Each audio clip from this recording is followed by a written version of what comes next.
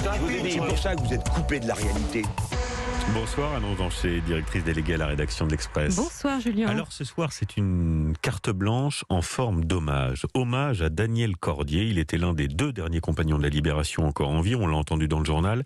Il s'est donc éteint le 20 novembre et vous lui consacrez donc votre texte ce soir. Oui Julien, la France lui a rendu cet après-midi, et c'est heureux, un hommage national. Mais puisque nous vivons tous aujourd'hui dans un pays dont l'honneur fut sauvé par quelques-uns, dont Daniel Cordier fut, alors je voulais, en effet, en tant que simple citoyenne, apporter ma pierre de gratitude. En 1940, ils ne furent que quelques milliers à rejoindre la France libre du général de Gaulle. Cela rend d'autant plus remarquable le courage de ceux qui, dès le départ et de tous les horizons, comme Daniel Cordier, alors adhérent à l'Action française, ont formé l'armée de la revanche.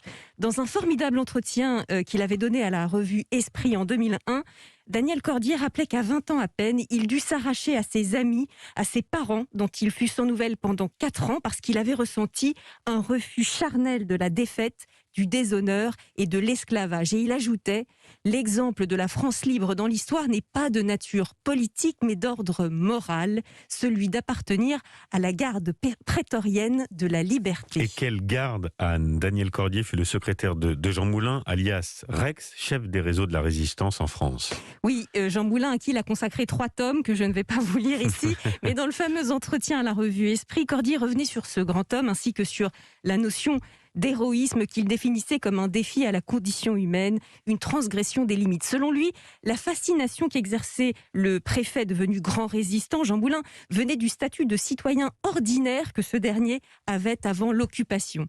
La résistance a transfiguré son existence, expliquait Cordier. Rien de comparable avec De Gaulle, qui depuis l'adolescence estimait l'homme d'un destin.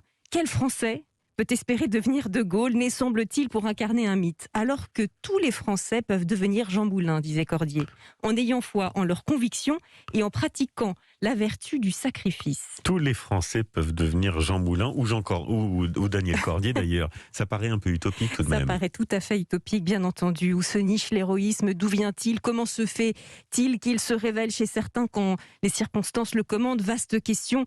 Mais ce que voulait dire Daniel Cordier par cette phrase, je crois, c'est qu'il n'y a pas de fatalité dans l'histoire, car ce sont les hommes qui font l'histoire. Que la volonté et le courage de quelques-uns peuvent changer le cours du destin. Vous savez, dans l'histoire, les héros sont toujours moins nombreux que les victimes, dont notre époque raffole en ayant un petit peu tendance à mélanger les 2 concepts. Pourtant, il faut savoir admirer les héros et il faut savoir leur rendre hommage quand ils s'en vont. Et Daniel Cordier en fut un pour qui aime la France et la liberté. La dette envers lui est infinie. Absolument. Merci Anne Rosanchet pour cet hommage et cette carte blanche.